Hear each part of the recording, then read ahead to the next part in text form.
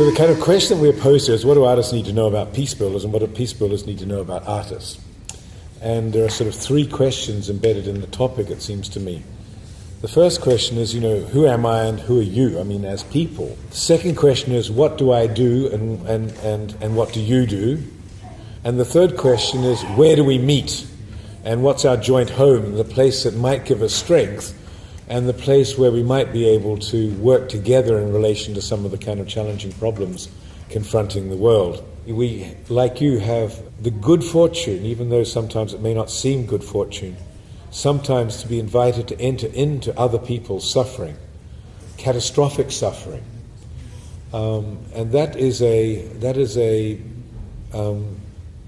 huge gift, but it requires a kind of a muteness, a willingness to suspend all of the pretentiousness of being a theatre producer, a playwright, or a peace builder, and to reach a much different level around what it means to be human in that entry into the mystery of your own suffering and other people's suffering, so that we play a positive rather than a negative role, so that we enable them to kind of begin discovering good memories that may enable them to construct positive visions to deal with the past bad memories, to kind of put together a jigsaw that looks as though it might go on somewhere and not terminate.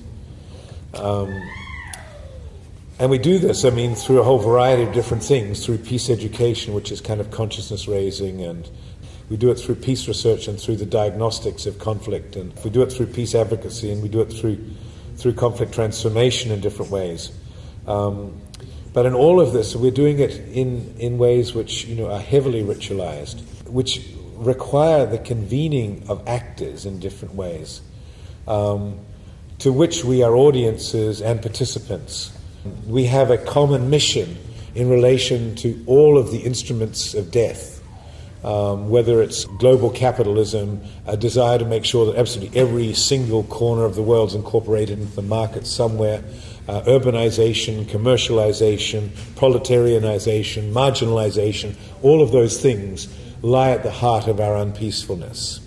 And the good news is that there's a resistance to that. There is a kind of a reassertion of tradition, a reassertion of communal will, a reassertion of the progressive power of custom, a reassertion of indigeneity. We can only begin responding to these challenges if we're willing to really adhere to much deeper truths. And so at the heart of all of this, it seems to me, is a radical recapturing of the centrality of truth and truth-telling in relation to all of these negative tendencies. So where do we meet? I think we meet wherever people suffer or are in need, or in need of human contact, or require windows on other worlds and need some sense of hopefulness. Wherever we blur our eyes and understand what may be, and from what is. We meet in a deeper exploration of what makes us truly human,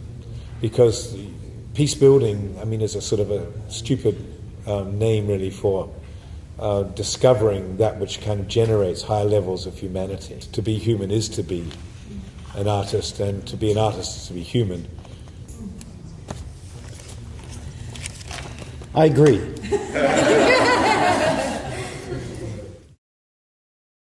Here's what I understand of peace building, which is very naive, I'm sure, but I'm here to be corrected by my betters. The aim of coexistence is not a permanent state of peace.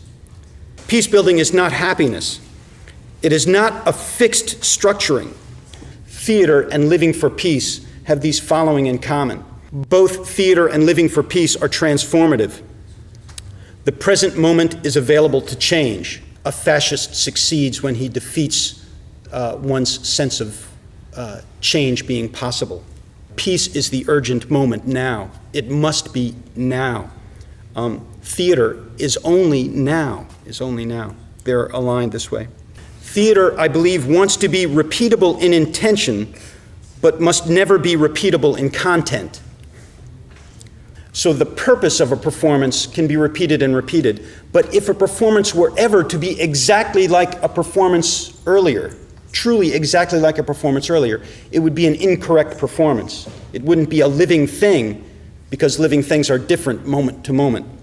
Theater takes care of bodies in space. So it's incarnated, it's physical. I was moved in looking at Yachkani's work, for example, where the disappeared are carried in a procession in the shape of a cutout. These are not signs or representations of the disappeared. It's the actual space of the disappeared that's being carried around. The absence is carried in the performance. Theater takes care of bodies in space, even when those bodies have been removed. Of course, Yachkani performs in public squares, and of course, the first dramatic action is the clearing of the square. You create a space that is an imaginative space into which the audience may write themselves. I don't feel alienated from Peacebuilders, except on a certain level of vocabulary, especially the area of diagnostics. If I performed a theatrical action, I wouldn't survey the audience and trace out the outcomes of my performance. Although that is interesting and worth doing, it's just an area of vocabulary that I feel a bit estranged from. I think we're more like throat surgeons and foot doctors than we are like doctors and lawyers. That I think we're actually in the same field. We're in the same field. We just have slightly different areas of specialization. Yeah. As artists and Peacebuilders, I think that we are Isaac and Ishmael. We're two sons of the same father, and that originally, and I think it always helps, for me at least, to go back to the DNA, of a structure, and the DNA of the structure of both of what we're doing is the shaman. The shaman was the person in the society who maintained a kind of a peace within a culture, within a smaller notion of culture, and also used performance as a way of doing it. Maybe by us coming back together again in these kinds of conversations is some sort of remending the rift that separated it out into two different industries and two different, ways of viewing the world, art versus politics, and really kind of bringing the notion that art is politics, politics is art. And theater needs to be a response to a question, like who are we, what is our democracy, or whatever. And we impose theater on people. So I'm thinking of like Theater for Development in Uganda. We arrive, and people dance. People sing and dance there. They sing and dance for hours, sweaty, late into the night, deliriously gorgeous. Charles and I both danced, and we're not dancers. It was irresistible. The next morning, tell me if this was your impression too, the next morning we were invited to a circle, and they say, and we will perform theater for you. And people don't really know what to do. They kind of drag themselves up, and then they say, I think I have AIDS. How do I get to the clinic? And there's this dead, absolutely dead theater piece about how you need to get yourself tested for AIDS, with none of the life, zero of the life of the singing and dancing. The singing and dancing was a theatrical expression of collective will. Theater for Development was you need theater. Like, I would wonder within how much we are actually an elitist group, or how much we really know what's going on the ground, what the people are feeling, and we're part of it. All of these partnerships, interventions, as opportunities for relationship building, and that for me is the key thing. I mean, so the kind of the test of your engagement is whether or not you have a relationship that will enable you to speak, truth to the other and so forth, or help create an environment within which they can speak truth to the parties they need to speak truth to. And maybe this is the very first place that we overlap, is something about continuing to create public rituals.